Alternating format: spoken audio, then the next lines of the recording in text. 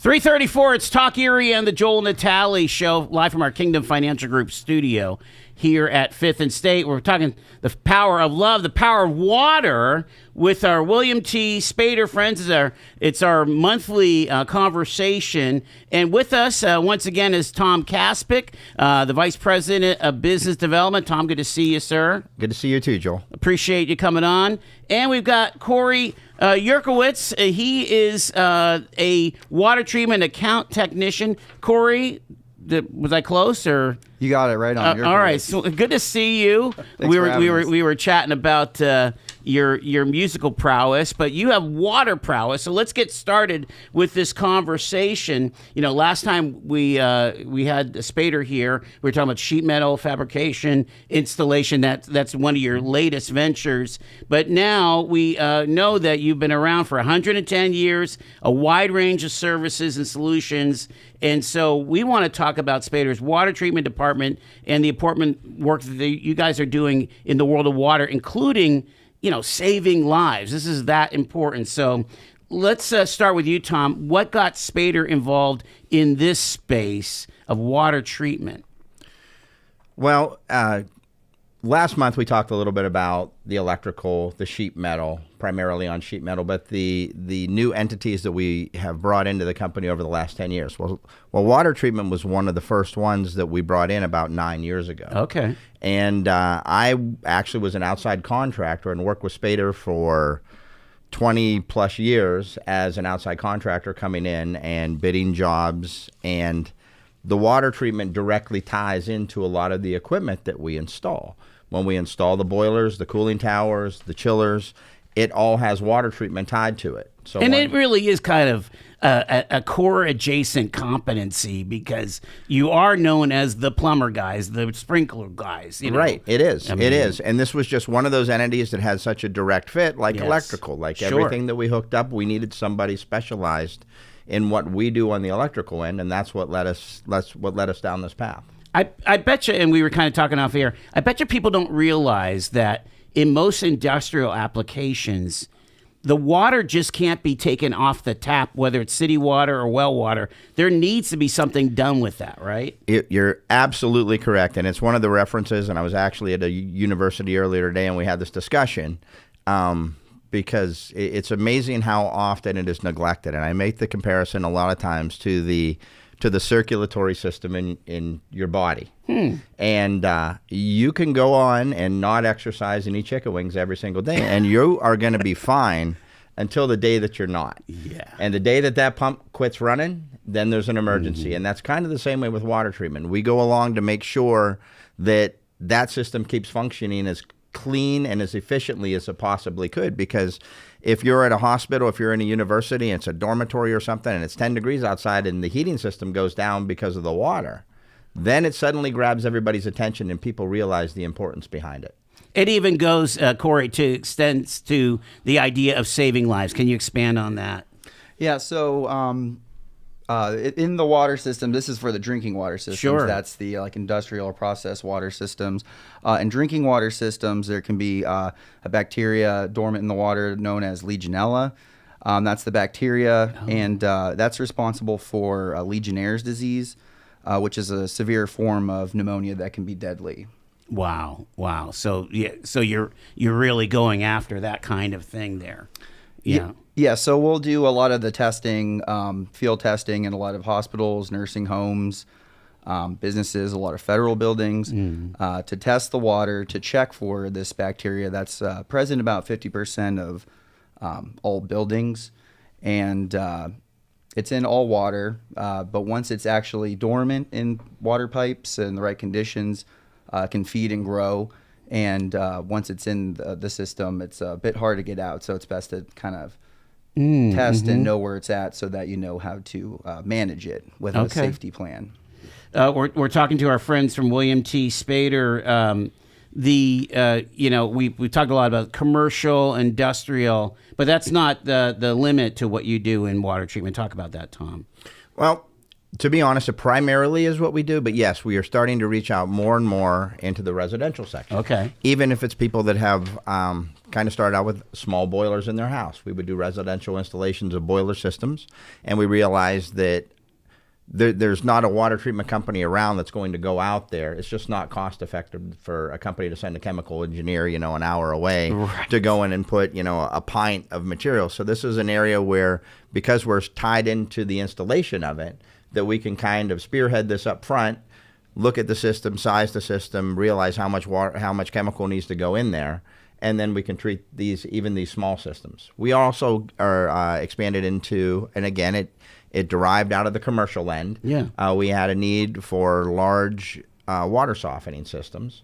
So we have been working recently to expand and grow that to where we do, if we can do industrial, we can do residential. Right. We have plumbers who work almost primarily in that area of your small commercial to residential, and they make the installations for us. So we size and design the equipment. And we work with another company out of Wisconsin who builds the softeners, and even units, like I said, even water filtration, anything along those lines that they use on the industrial end, we can do on the residential end as well. Yeah, I was wondering about, Corey, about the mechanicals of filters, and so many folks. I would imagine if you're treating drinking water, you're going to have filters either. After it's treated, or on the front end of it's treated, or just an integral part of that system, right? Right. That's definitely more in our plumbing department. But okay. They'll have us come and test, and we can test for bacteria, lead, copper. So there's certain metals and other waterborne pathogens in the drinking water. Yeah. My day-to-day is usually treating industrial water, because water left alone can be either very corrosive or interfere with the process itself. It'll kind of muddy up systems a lot. So you want to keep everything working properly and working efficiently. For the waterborne pathogens like Legionella, we will help with remediation processes. Okay. So, but before it gets to that point, the best thing we want to do is kind of examine a building and see where water can lay dormant for too long, and kind of come up with a flushing system. It's best to use in the hospitals, nursing homes, places where people are immunocompromised, because the way you contract Legionnaire's disease is through water droplets, so that you'll have to inhale. So if you drink the water and has Legionella in it, your stomach acid will neutralize it. But if you inhale the water vapors, then it gets in your respiratory system, and it can grow from there. So you can and develop a severe pneumonia. And if you went to the hospital to test for the pneumonia, it would come up negative. They wouldn't know really what it is. I think now that people are becoming more aware of it at the hospitals and around the country, they know to do a different test that will... Wasn't the original infection was in Philadelphia, I think, at a hotel? Is that are like hotels and commercial spaces like that becoming more and more a part of your purview there? Absolutely. I mean, it's something we've always looked at. And you hit the nail on the head with Philadelphia. It was in 1976. I remember as a kid. I'll give you a really quick rundown. Yeah. 76. It was an American Legion convention. Mm-hmm. I think it was like July, if I'm not mistaken, 25th.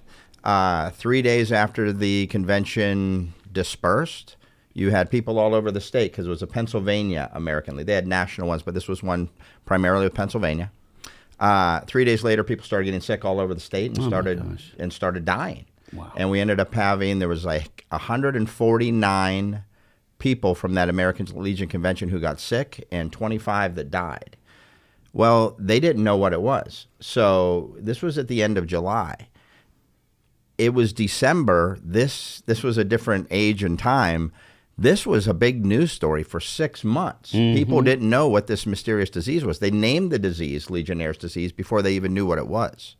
It wasn't until early in 77 that they were doing some testing, and the guy, I think, actually took samples from the people who had passed on and injected them into guinea pigs, and then he was able to find the actual bacteria growing in the guinea pigs. Wow. And then was able to finally go back. Then they went back and finally looked. They thought it could have been the metal pitchers that they were serving water out of. Yeah. There was people who were walking by, though, that hotel who came down with the same thing. Yeah. And they had a really hard time tracking it down until they eventually knew what the bacteria was. Then they were able to go up, test the cooling tower, and said, there's our culprit. There's the culprit. And like Corey said, you had to breathe in the vapor. So the cooling tower is always evaporating water. So the droplets are there. The way the hotel was designed back then, which is what we don't see today, the main air intake for the hotel to bring new air into the building sat adjacent to the cooling tower. So it's sucking in this disease there, spreading it among, and like Corey said, the people that are most vulnerable, like I said, 149 got it, 25 died, are immunocompromised or the elderly or the very young. Well, who's at an American Legion convention? Right. Generally, all those older. At that time, it was mainly older men who were there, and then so that's the reason such a high percentage. And you know, in years past or years after that, they found it in you know, cruise ships, and again these gatherings where there was probably an issue with air handling. It is. There's multiple outbreaks still every year that we look at. Corey just went through and he got a certification to do all the testing on the federal level because all the federal buildings require it.